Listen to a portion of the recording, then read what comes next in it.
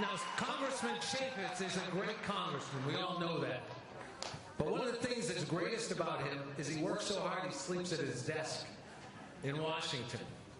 I kind of wish some other people would work that hard.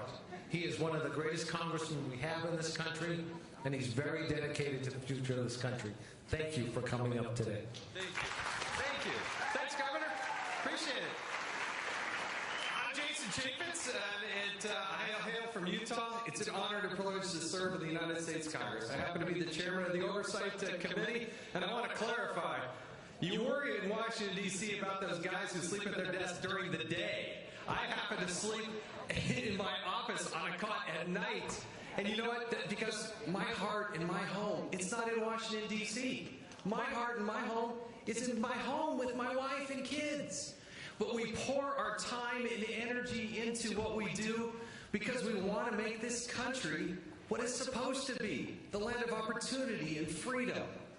So I have dedicated my life to help clean up the mess in Washington, D.C. We didn't create this mess, but we are here to help clean it up.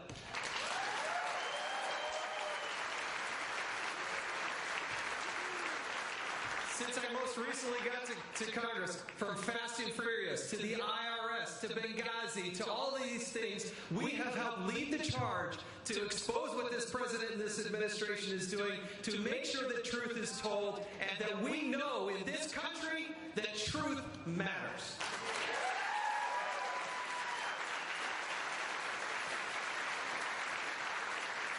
Part of the reason I'm so supportive of Marco Rubio, and he's going to be the next president of the United States, the best president this country has, is because his heart, his soul, and his spine is in the right place. He cares about America, he cares about his family, and he is the right president to get our country moving in the right direction. Now, as I go to work every day and I roll off that cot in the morning and say my prayers and figure out what we're going to do for the day, the person that I probably spend more time with than my wife, quite frankly, is somebody I also wholeheartedly believe in. You know him, you've seen him. I served with him on the Judiciary Committee, on the Oversight Committee. He's the chairman of the Benghazi Select Committee. Please help me welcome the gentleman from South Carolina, Mr. Trey Gowdy. Thank you all. Thank you. Thank you very much. Thank you.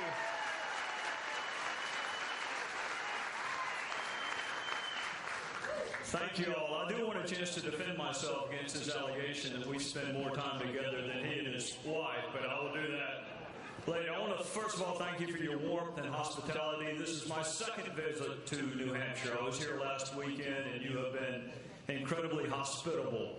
We are about to pick a commander-in-chief. And if you look at the functions of what our president is supposed to do, national security is job number one. And when I say national security, I mean border security, interior security, and employment security. That is the preeminent function of the federal government, and it's the most important responsibility of the president. So we're about to pick a commander-in-chief, and we're about to pick the person who is to take care that the laws be faithfully executed. And take it from a 16-year-long prosecutor. The law is the most unifying force that we have in our culture. It is the most equalizing force that we have in our culture. There's a reason that the lady wears a blindfold. The law is supposed to apply to everybody, whether you're rich, poor, black, white, male, female. I want a president that actually enforces the law, and I want a commander-in-chief that I can be proud of. And for us to have those two things, friends all the way from South Carolina, because that's where they're headed next, we got to figure out how to win national elections. We have a chance this fall to win, but we got to pick the right candidate. And in my judgment, one of the main reasons I'm supporting Marco Rubio, he would be a great commander-in-chief. I do believe that he has respect for the rule of law, but he also communicates our message just like the next person you're going to hear from, in a hopeful, aspirational, therefore persuasive way. Because I am tired of not having control of the executive branch, and I want to win in November of 2016, and our country needs to win in November of 2016.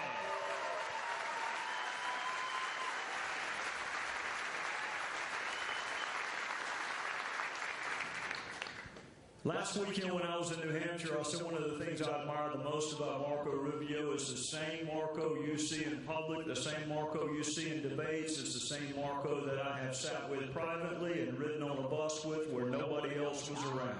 If you like authenticity, if you like sincerity, if you like people who actually practice what they preach and live by the same set of rules they want you to live by, then you're going to love Marco Rubio, but you also kind of like the next guy, too. Tim Scott, who to me is the finest person that I have met in politics, my friend from South Carolina, Tim Scott.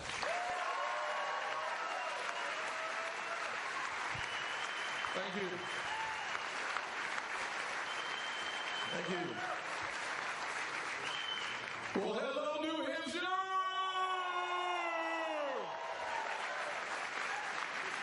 Woo! It's a good day to be alive. Every day is a good day to be alive. Can I get an amen? Hallelujah! Okay, anyways. So I get warmed up a little bit here. I'm excited. This is the best time in the history of our country. I think while we are suffering through 7 long years of President Obama, it is time to avoid 4 long years of Hillary Clinton.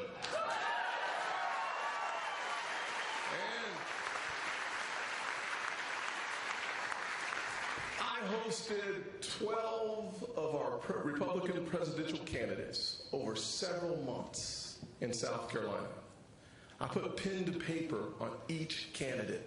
And I said I would not endorse unless one candidate stood head and shoulders above the rest. We're here to hear that candidate. We're here to hear that candidate. Now I'll close with this. From where I started, in a single-parent household, a little house of 900 square feet. When my parents got divorced, I moved in with my grandparents. My mother, my brother, and I shared one bedroom with my grandparents. And I was frustrated. I was disillusioned. And I acted like it. And my life drifted. How many of y'all know that all drifting leads in the wrong direction? Well, by the time I was a freshman in high school, I was flunking out. I failed world geography. I might be the only senator that ever failed civics, which is the study of politics. But then I went to the U.S. Senate and realized I had a lot of company. I also failed Spanish and English. Now, when you fail Spanish and English, they don't call you bilingual. They call you biignorant, because you can't speak any language. I met a mentor who taught me that there was a reason to be hopeful in this country. He told me that all things are possible. Marco Rubio reminds me of that mentor because he inspires a new generation of voters. But he does so by holding on, anchoring himself to our conservative principles. Please help me welcome the next President of the United States, Marco Rubio.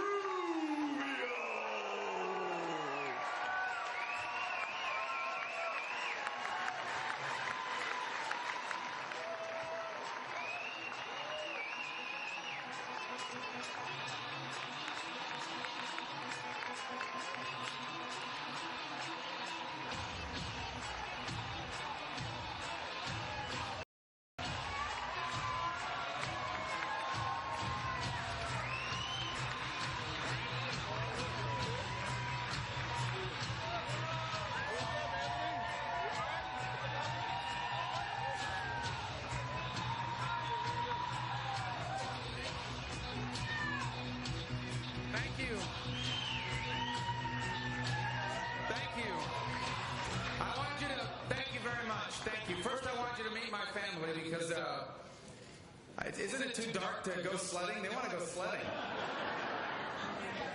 We don't do a lot of snow sledding in Miami, so But this is my wife, Jeanette. We've been married 17 years, and I'm so happy she's with us tonight. And then this is my oldest daughter, Amanda. And then Daniella. And then Anthony. Want to say something? Why? Why? All right. And then our youngest, Dominick. Say hello, Dominick. Hi.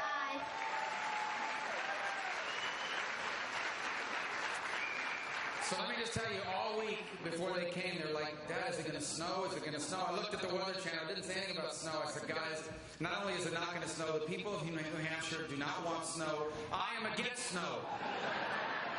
It snowed. So they're just happy. I'm just so glad they're on the road with me. And in so many ways, this campaign is about them, about what kind of America they're going to inherit. What kind of America your kids are going to inherit. And it always makes it better when they're with me. So I thank them for being here. And I'm not going to make them stand here the whole speech unless they want to. Does anybody want to stay? He wants to stay. He was on the stage last night. Now I can't get him off the stage. So we're going to let them sit down. And I thank them for coming.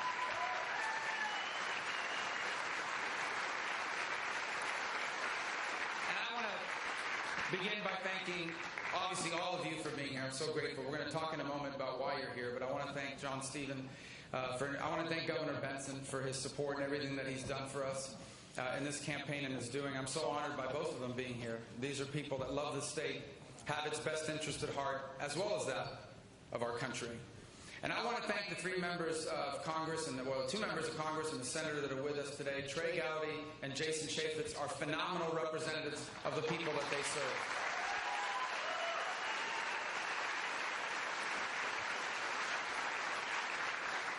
And Tim Scott is one of the finest public servants I have ever met. He represents what the conservative movement is all about, and that is empowering people to move ahead.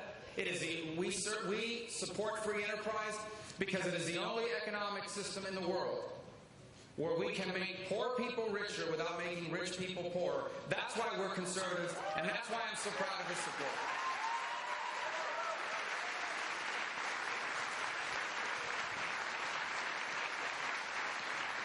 This is an incredible honor for me.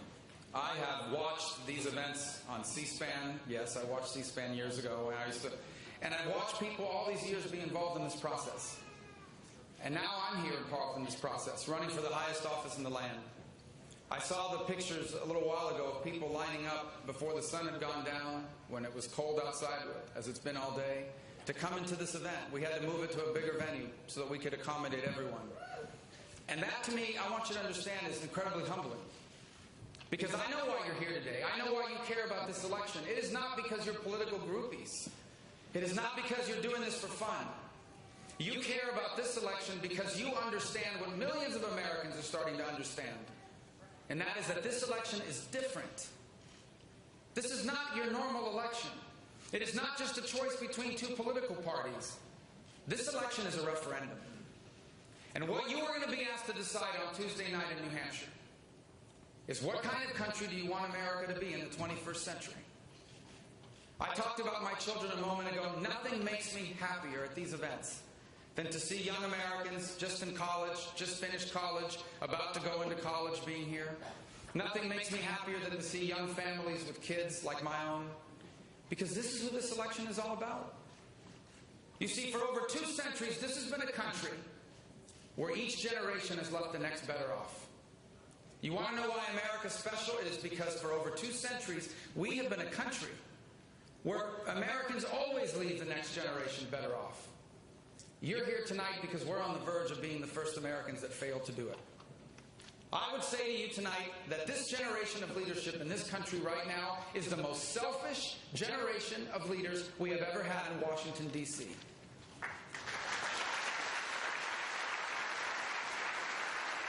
And let me tell you what I mean by that. They are selfish because for over 15 or 20 years, we know we have a national debt problem, and they've done nothing about it.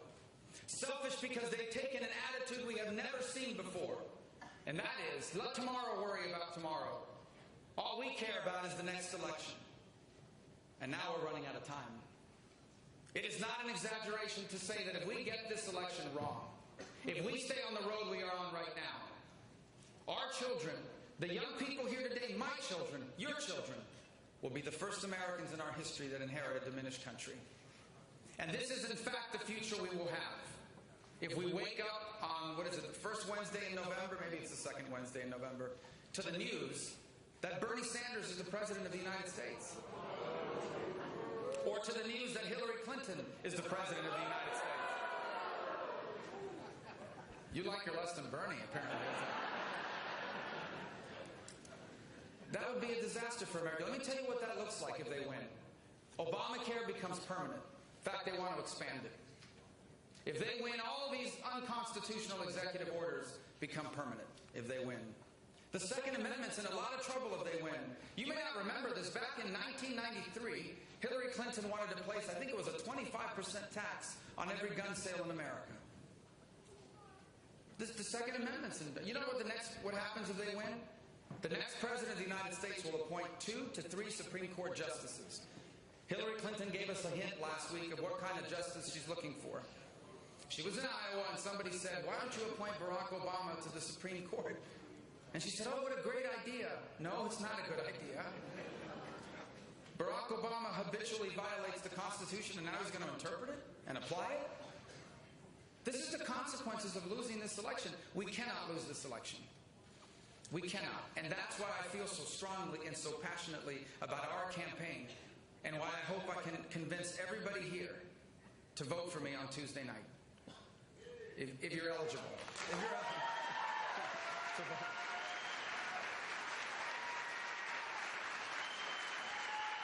I've got, and I say if you're eligible because as I was walking in, I saw a few familiar faces from Florida that are up here to help me. You guys can't vote on Tuesday. Don't get me in trouble. By the way, if you get a call on Tuesday night saying that I dropped out, it isn't true. It's a lie. Keep voting.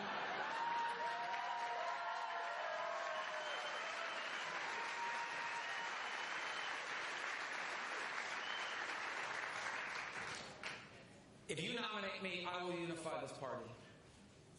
We're going to have a primary. We have it now. People say things they don't mean. Maybe they say things they do. They get under a lot of pressure. They don't react well. But in the end, we got to come together. We can't win if we're divided. We can't win unless we're together. And the Democrats would love nothing more than to have us fighting against each other for the next 6 months. I will unify the conservative movement if I'm our nominee. And I will...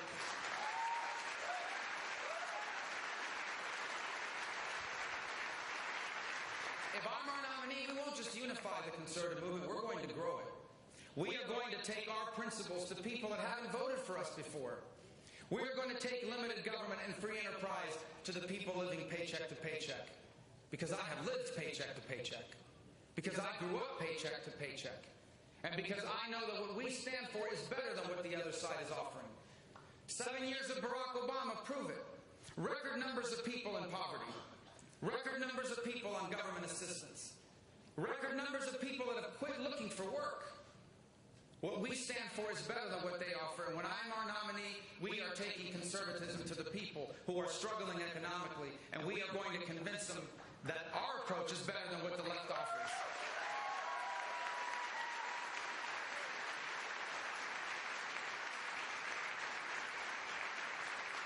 When I'm our nominee, we are going to take our message to young Americans. You know, one of the things that really bothered me about a couple months ago, I saw a poll. It asked millennials, younger Americans, do you believe the American dream is alive or dead?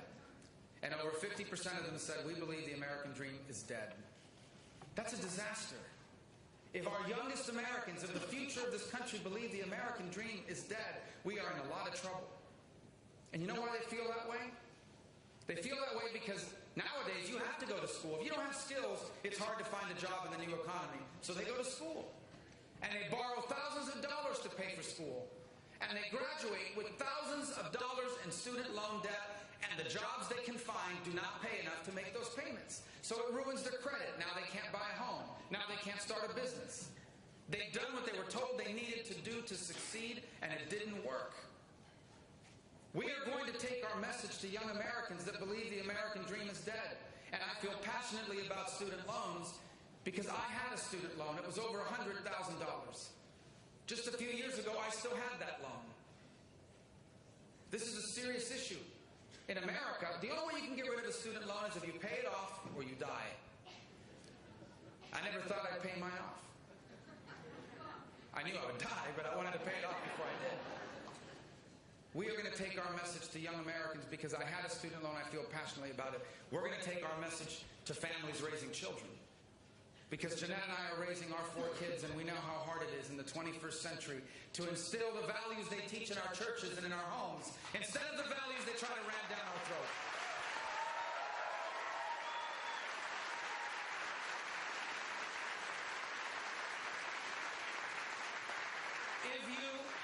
If you give me your vote on Tuesday, I'm going to be the Republican nominee. I will unite the party, I will grow it, but I will also unite the country. That doesn't mean we're going to agree on everything. Of course we're not going to agree on everything. But we cannot have another president that pits us against each other on purpose. That's what we have now.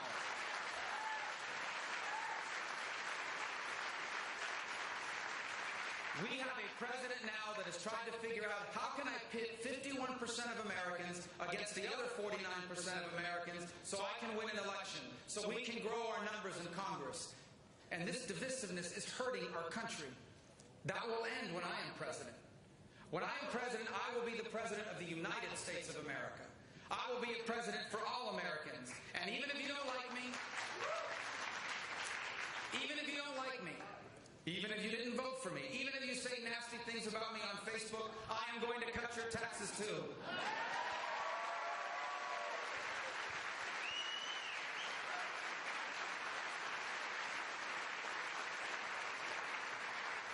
If you give me your vote, we're going to fix our problems once and for all. You know, when I decided to get into this race, well, let me just say, when I decided to run for the Senate in 2009 and 10, I had a bunch of people in the Republican leadership in Washington come to me and say, you can't run. We already picked our candidate. It was the sitting governor of Florida. But I ran because I wanted our next senator to be someone that would stand up to Barack Obama and offer a clear alternative. I knew he would not. And we won. When I first ran for the Senate, it was a tough race. The only people that thought I could win all lived in my house. And 4 of them were under the age of 10 at the time. But we ran and we won. Now, last year when I decided to run for president, some of the exact same people came forward and tried to give me advice again. They said, you can't run. I said, well, why? I said, you got to wait in line. It's not your turn. I said, I didn't know there was a line to run for president. And I'm not waiting my turn, because after 7 years of Barack Obama, this is no time for waiting. This is a time for urgency. This is a time for action.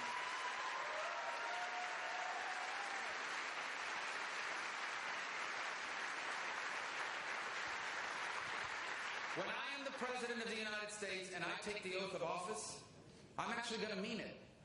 I'm going to mean it when I say I will protect and defend and uphold the Constitution of the United States.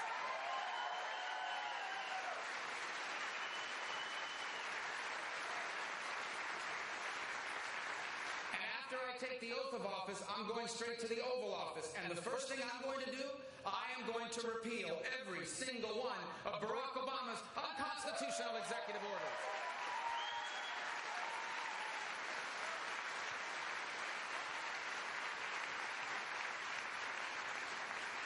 On my first day in office, any federal involvement in our local schools, trying to tell school districts what to do, any efforts that they're doing now to ram Common Core down our throat, that will end on my first day in office.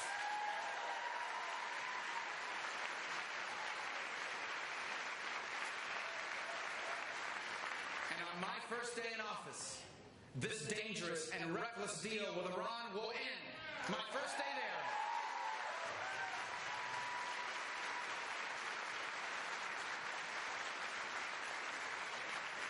When I'm president, we are going to deal with the national debt once and for all.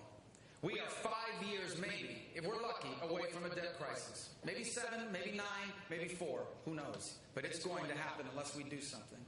And to do something means we must save Social Security and Medicare. These are important programs. You might not know this. This is not well known. In Florida, there are a lot of people on Social Security and Medicare. One of them is my mom. And let me just be straight out. I am against any changes to Social Security and Medicare that are bad for my mom. And here's the good news. We don't have to change anything for her. or for people like her, or for anyone who's retired, or for anyone who's about to retire in the next decade. But your next president better be someone that's honest with you.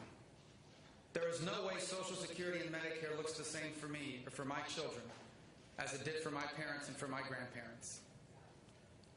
I am still years away from retirement.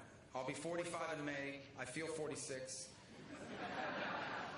After this election, I might feel 56. But I have time to plan for those changes, and they're not unreasonable changes. I'm supposed to retire at 67. Maybe I have to retire now at 68. If I've made a lot of money, my Social Security check isn't going to grow as fast as people that made less. Medicare could be the option of using my Medicare money to buy a private plan that I like better. These are not unreasonable changes for someone who's 25 years away from retirement, for someone who's 50 years away from retirement like my kids are or longer. And if we do that, we can save these programs. We don't have to disrupt it for the people that are on it now. And we can balance our budget and bring our debt under control.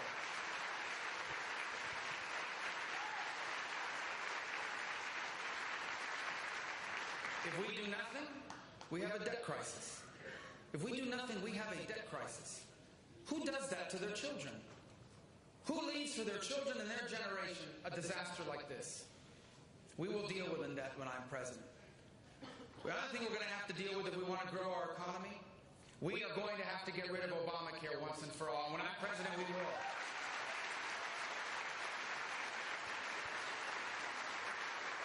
By the way, everyone running for president as a Republican will tell you that they're going to get rid of it. I'm the only one running for president that's ever done anything about it. In 2014, I led the effort, and we got rid of the Obamacare bailout fund.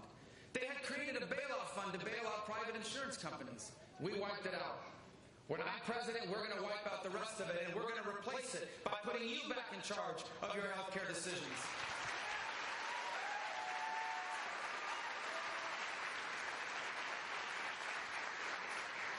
As many of you probably already know, my parents weren't born in the United States. My father and mother were born in Cuba. I am the son of immigrants and the grandson of immigrants. My wife's entire family are immigrants. I understand this issue personally. I understand this issue better than anyone I think that's ever run for president. I know this issue not because I read about it in a book. I see it every day. And I know this, like every other policy we have, immigration policy has to be first and foremost about what is good for America and what is good for Americans. And I'll tell you what's good for America. What's good for America is making sure ISIS can't get their killers into the United States.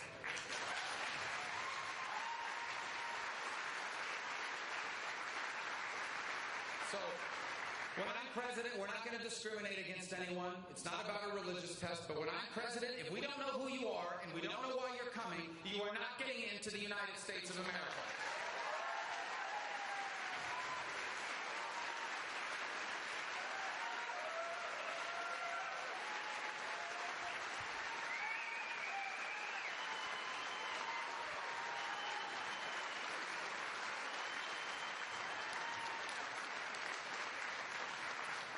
I like when you guys do that, I can sip a little water.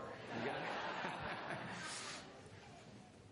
We're going to secure our borders. Look, I am the son and grandson of immigrants. I am so sick and tired of being told that securing our borders is anti-immigrant. It is not.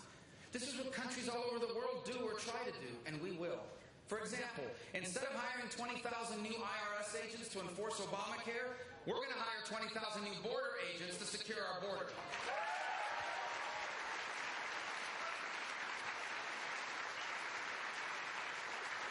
We are going to finish the 700 miles of fencing and walls that we know we need and that the experts tell us we need. We're going to have a mandatory E-Verify system. So if you're here illegally, you won't be able to get hired. And we're going to have an entry-exit tracking system because 40% of illegal immigrants are entering the country legally and they're overstaying visas. And until our border is secure and we can prove to you that it's secure, nothing else is going to happen. And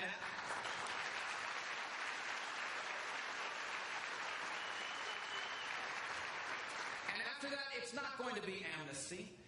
Criminal aliens are going to be immediately deported, and when I'm president, sanctuary cities will lose all of their federal funding.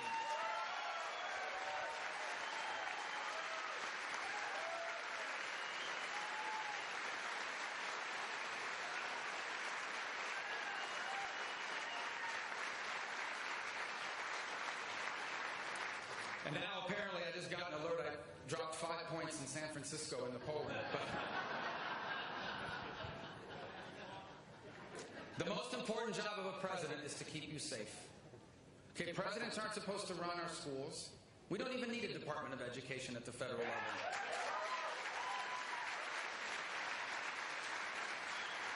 Presidents do not run the economy. The private sector runs the economy. If a politician ever tells you they created 1 million jobs when they were governor or they were mayor, you should be concerned. If they're telling you the truth, that means they hired 1 million government workers. The private sector creates jobs, but the president is the commander-in-chief. And the reason why we have a federal government is to keep us safe. The federal government, according to the Constitution, is a limited government. It's not supposed to be involved in all these things that it's involved in, but it is supposed to keep us safe. I can tell you, and you know this, the world is more dangerous today than it was 7 years ago. You have a lunatic in North Korea with nuclear weapons. The Chinese government, they steal our inventions, and then they make millions of dollars off of them. They hack our computers. They practice blowing up our satellites. They're building up their own military. They're taking over the most important shipping lane in the world. Vladimir Putin is creating instability in Europe and in the Middle East. Iran, because of Barack Obama, is about to get $100 million in sanctions relief. Where are they going to spend that money on? It isn't to build orphanages. They're going to use it to build their military and sponsor terrorism, and one day buy or build a nuclear weapon of their own. And ISIS is the best funded, most sophisticated jihadist group in the history of the world. It is an apocalyptic group that believes that it is their calling to trigger a final end of the world showdown with the West. ISIS is the group that burns people alive in cages. ISIS is the group that takes little girls and sells them off as brides to their fighters. And in the face of all of these threats, what has Barack Obama done to our military? He's gutted it. I've had some people say he isn't really gutting it. Well, let me give you the evidence. Our Army will soon be the smallest it has been since the end of World War II. Our Navy will soon be the smallest it has been in 100 years. And our Air Force will soon be the smallest it has been and with the oldest airplanes it has had in our history. How can it be that the world has grown more dangerous and our military has grown weaker? And by the way, this is reckless, but it's also unfair. It's unfair to our men and women in uniform. We're still putting them in harm's way. They're still being asked to fight and potentially die for us, except now they have to do it with older and less airplanes. Now they have to do it with equipment that isn't up to par. Now they have to do it with less people alongside them, and now they have to do it with rules of engagement that don't even allow them to win. What we are doing to our men and women in uniform is unfair. Now there are other Republicans running in the party of Reagan that brag about how they voted for a budget that cuts defense spending. So I want to be frank, in case you agree with them. I doubt you do. When I am president of the United States, we're not cutting the military. When I am president, we are rebuilding the military.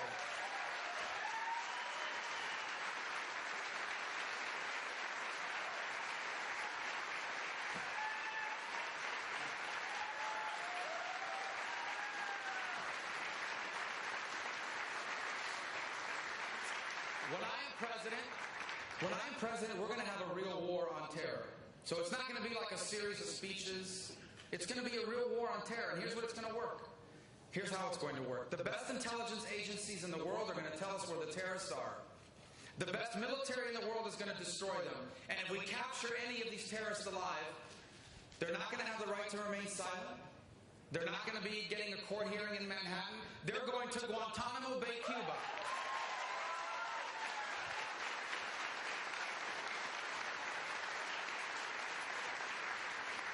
When I'm president, we're going to take care of our veterans again.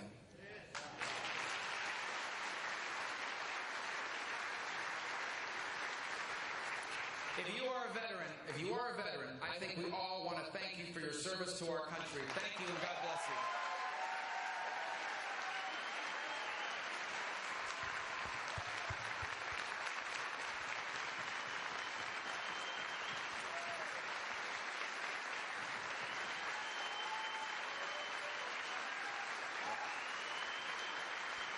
By the way, you know who else we need to thank? We also need to thank the people who are the first responders to any of these terrorist attacks. We want to thank the firefighters and the police officers for what you do for us.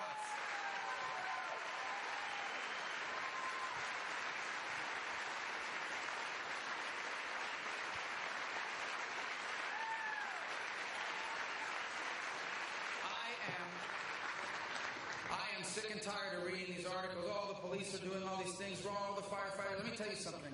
They are the last thing standing between us and danger. If tonight something goes wrong, you're going to dial 911 and they're going to show up and they are willing to die so that you can live. We are grateful for what you do for us and for your families.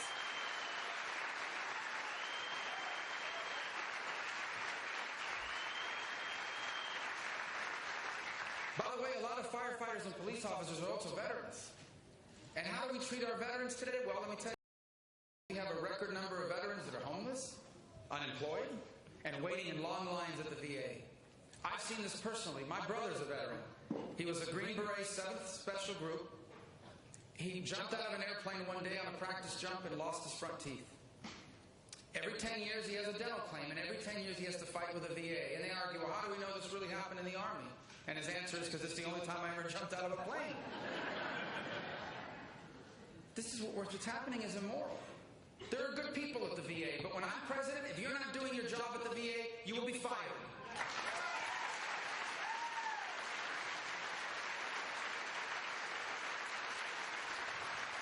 And when I am president, our veterans will be able to take their VA benefits to any hospital or any doctor they want to go to.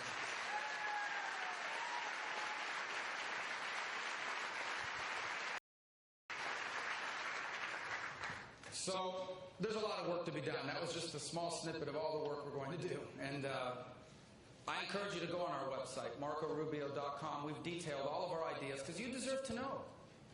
You deserve to know what the next president's going to do. You have a right to be angry about what's happening to your country. All of the things that made us the greatest country in the world are now under assault or being threatened or slipping away. But anger's not a plan. You deserve to know exactly what people are going to do if you elect them to the highest office in the land. And that's why we spend so much time detailing our policies. But it all comes back to how I began tonight.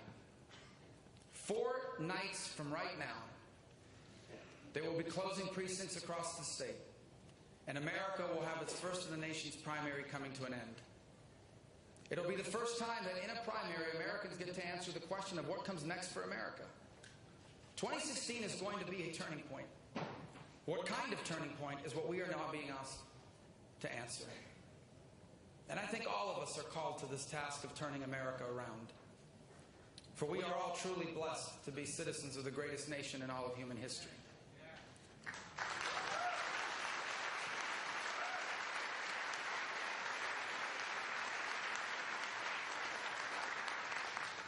I have a lot of people that are joining us in New Hampshire this weekend from Florida and back home, including some relatives. And, you know, on gatherings like this tonight with so many people that have come out to hear me speak, it's hard not to remember that it wasn't that long ago that my family lived in very different circumstances. My parents, as I've told you already, were born in another country. They were both born into families that didn't have much money or any influence or power. My mother was one of 7 girls. Actually 8 girls, one died as an infant, raised by a father that had been disabled by polio. You can just imagine how hard it was for a disabled man to raise 7 girls in a developing country in the early years of the 20th century. My father had it perhaps even harder. When he was 4 days shy of his 9th birthday, his mother died. And so my father, at 9 years of age, had to stop going to school, and he had to go work. I told you my sons are 8 and 10, so right between their 2 ages, as a little boy, he had to go work in the streets of Havana, and he never would go back to school. He would work for the next 70 years of his life. When my parents came here in 1956, they came because they lived in a society where they were stuck. Beautiful country, they're proud of it, they loved it, but they couldn't get ahead. Because you see, almost everywhere in the world, your future is largely decided by who your parents were. In the history of mankind, almost everyone that has ever lived in a society that decided who you could be on the day you were born.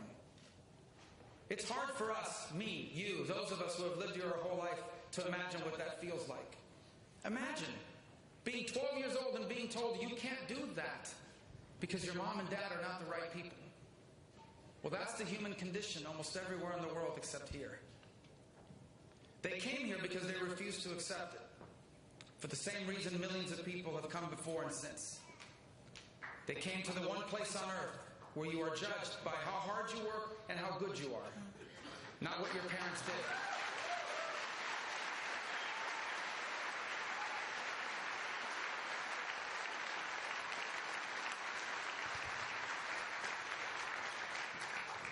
And when they got here, it wasn't easy. They had no money.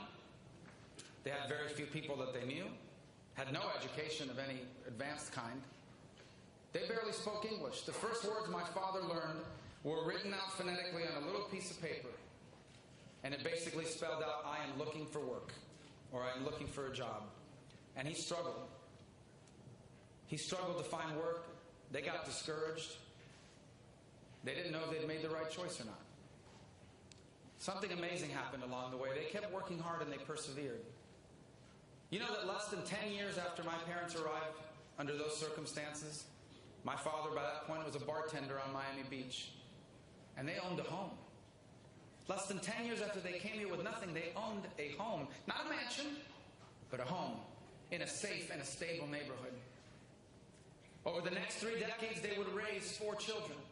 They would retire with dignity, with security, not with wealth, but with dignity and security, thanks to Social Security and Medicare and the little bit they were able to put aside. And they lived.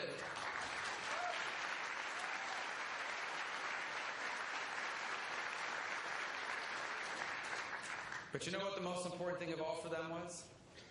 They lived to see all 4 of their children go on to a better life than their own. That was the purpose of their life. That was the reason why they sacrificed. That was the reason why my father worked on weekends and nights and holidays, well into his 70s. That is the reason why my parents gave up on their own dreams so that ours could be possible. It gave purpose to their days. And in America, they fulfilled it. And here's what it reminds us of. That's not just my story. That's our story. For who among us here is not a generation or 2 removed from a story just like that? You know this story.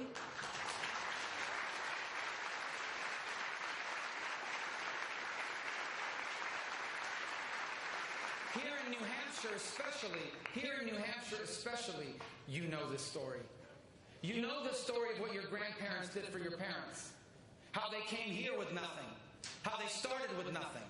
How they sacrificed so your parents could have the chance to do the things they never could.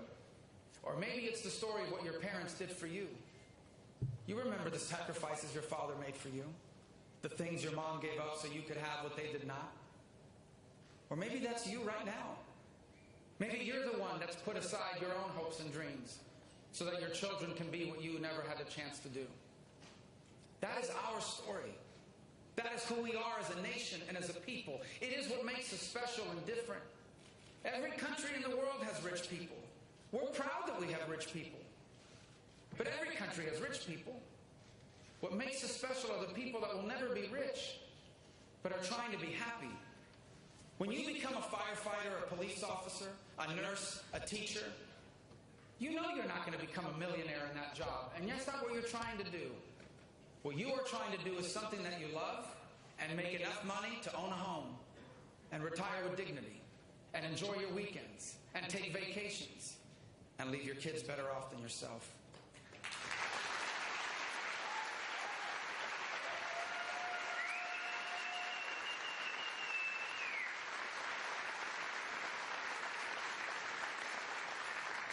That's what makes us special. That's what makes us different. And that's what we're about to lose. That is what we are about to lose if we make the wrong choice in 2016. If Bernie Sanders is elected president, we're going to lose that. By the way, I like Bernie Sanders. He's a really nice guy. But he's a socialist.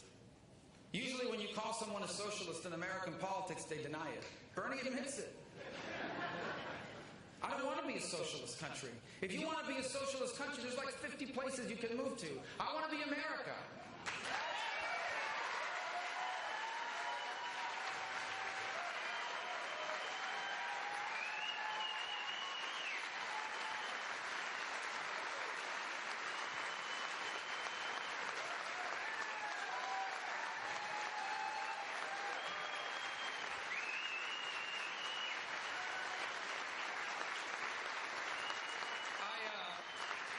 couple weeks ago at the debate, I said, Bernie Sanders is a good candidate for president of Sweden. I used to say Norway. The Norwegians got really angry. I said Sweden. They wouldn't let me go into IKEA anymore. So, no, I had a couple young men in Iowa from Sweden, of all places, show up. And I thought they were going to just chew me out. And then they said to me, why would you do that to our country? So Sweden doesn't want him either. We can't have a socialist president. And Hillary Clinton's not qualified to be president. She's not qualified to be president.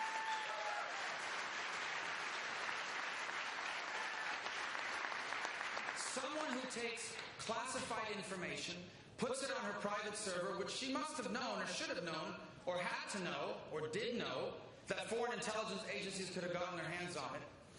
But someone who takes classified information, puts it on her private server because she thinks she's above the law, cannot be president of the United States.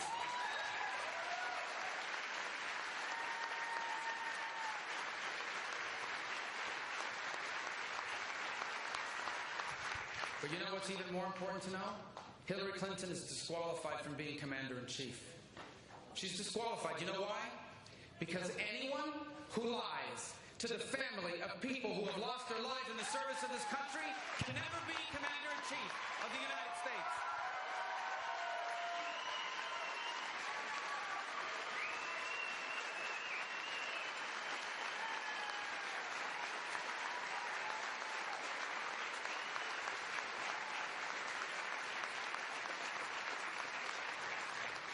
We cannot lose this election.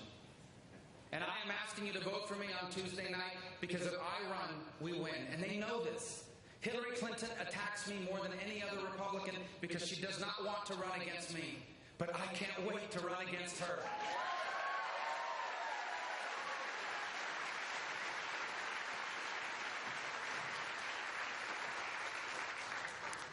This incredible nation that I owe so much to is not just the country I was born in. As I already explained to you, America is the country that changed the history of my family. America is the country that opened doors that had been closed, that made possible things that my parents would never have achieved if they had gone anywhere else. I thank God literally every day that my parents chose to come here instead of somewhere else. If they had gone to virtually any other society, any other nation in the history of mankind, I don't know what I would be doing tonight, but it would not be running for the highest office in the land.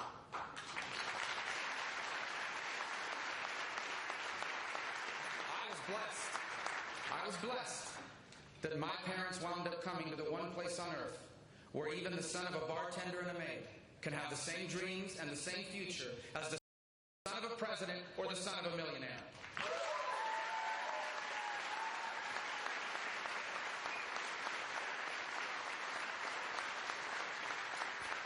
For over two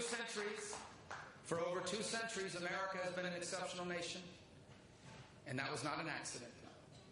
America is exceptional because for over 2 centuries, the Americans who came before us did what needed to be done. For over 2 centuries, each generation of American has confronted their challenges, not leave them for their children to solve. For over 2 centuries, your parents, your grandparents, your great-grandparents, they did what they needed to do. That is why America has been great. My friends, now the time has come for us to do our part.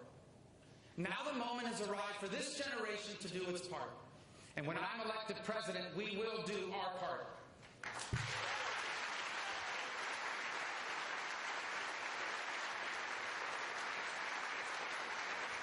For despite all of the challenges we face, I know that some of you are discouraged. I know that some of you are frustrated. I know that many of you are angry. I know that many of you are worried about whether it's too late for America. But here's what I want you to leave here tonight believing. And that is that if we do what needs to be done, the greatest era in our history is right before us. The greatest chapter in the American story is within our reach. And when I'm elected president, I will work every day to make sure that that happens. When I'm elected president, we are going to re-embrace all of the principles that made America great, and we are going to apply them to the unique challenges of the 21st century.